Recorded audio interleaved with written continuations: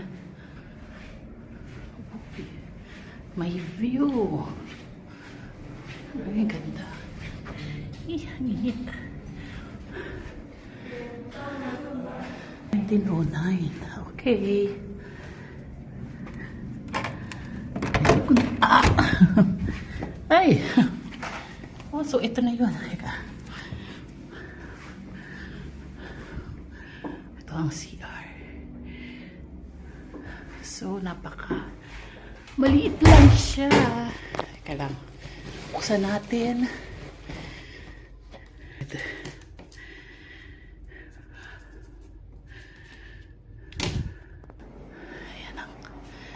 Ayan. Ay, salamin. Hello. Ayan naman. So, maliit lang siya pero mukha namang okay din. So, nag-request ako ng room with a view. Chorba. Oh, ayan o, Manila Bay. Ah, pwede na. For 2.8 per night, tas 250 yung breakfast sa baba. Okay. So, this will be my room. Dahil bukas, ang aking US Embassy interview. Naway, makasagot tayo bukas. At pagpalain tayo ng Diyos. May aircon na parang mainit. Ayan, tapos nag-request ako ng may view.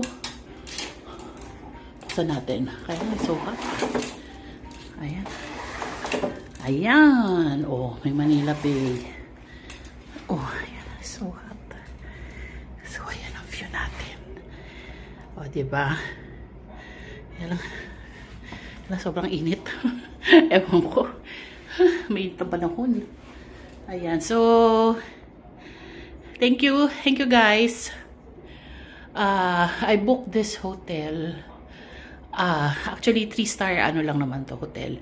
Para kasi I'm preparing for my US Embassy interview tomorrow morning. So, good luck sa atin! So, here's the room view. Once again. And nice Manila Bay view outside. Ayan. Ayan, ayan siya. So, ayan. Tapos may corner nook. Or chair.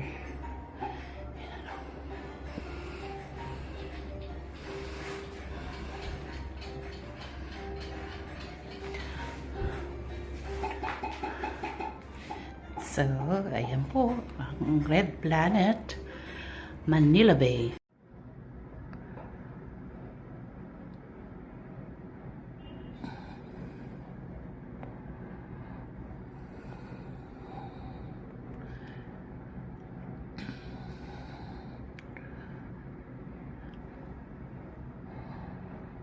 Hotels across Metro Manila, as well as Angeles, Cagayan de Oro, Cebu, and Davao, is the top choice for the smart traveler. We welcome you to feel at home and enjoy modern convenience. A place to recharge in the of the city's hustle and bustle. After a long day, rest your heads with our custom-made quality beds. Relax. Enjoy. Discover. Red Planet Hotels, Asia's favorite budget hotels. Hello mga beshies! I'm back! And guess what?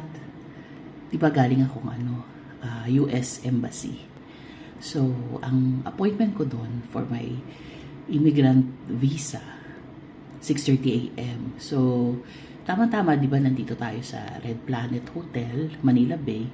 So, very walking distance lang siya. As in, siguro mga 7 minutes lang. Hanapin mo lang yung footbridge. Tapos makakapunta ka na agad doon.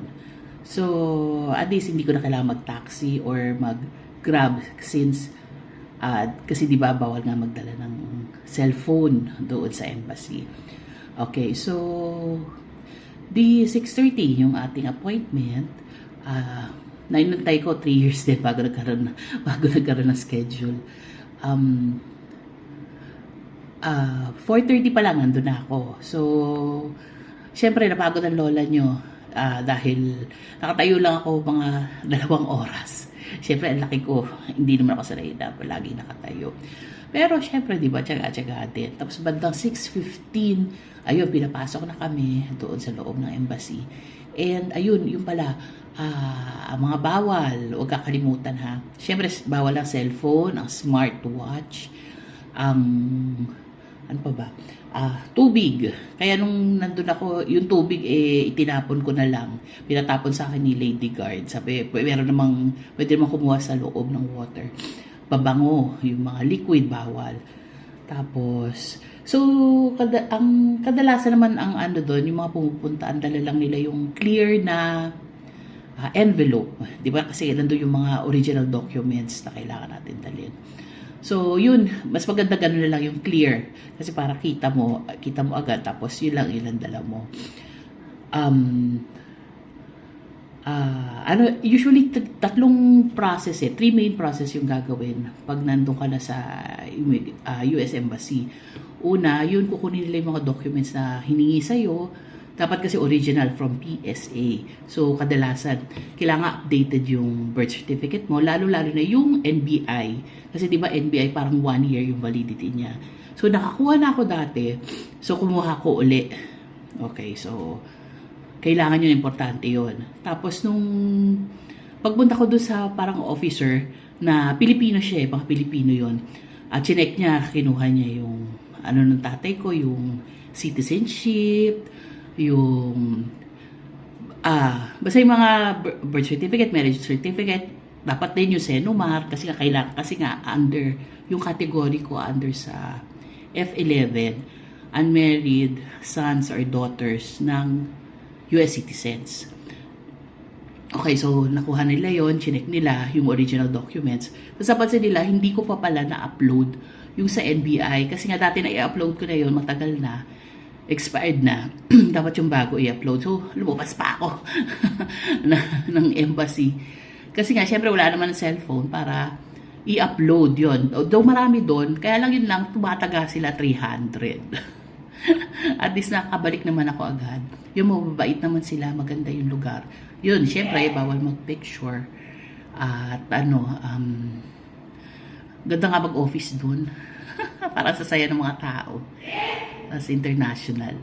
Okay, so pagkatapos nun, nag-ano na yung fingerprinting, yung digital. Yun lang. Tapos, third, naman, yung mag-aantay na for interview. So, sabi, ang pinagdadasal ko sana, either mabait o lalaki yung mag-interview. Tapos, ang napunta sa akin, yung babaeng sobrang, hindi, yung medyo lang, medyo masungit. Pagpunta ko pa lang pagpunta ko pa lang, nag-good morning ako, hindi ako pinansin. Tapos sabi ko, how are you doing, ma'am? Hindi rin ako pinansin. Tanong agad siya. Yun lang, bini-verify nila yung pangalan mo, pangalan ng tatay mo. Ayun, ang tinanong nila, yung trabaho ng tatay ko. Tapos nagtataka siya, bakit? Ang tanda na ng father ko. Kasi senior citizen na siya eh.